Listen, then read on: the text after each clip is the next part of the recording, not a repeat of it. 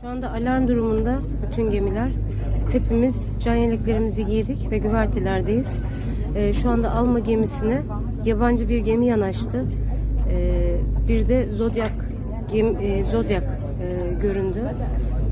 Eğer birazdan farklı zodyaklar görürsek bu gemiye en yakın diğer gemi biziz. Telefonlarımızı atacağız. Ondan sonrasında bize ulaşmamız mümkün olmayacak. Şu anda hepimiz teyakkuz halindeyiz. Şu an etrafımızda geziyor. Geminin etrafında dönüyor. Tur atıyor. Yani artık müdahale edecek geminin önünü kesiyor şu an. Gördüğünüz askeri bot.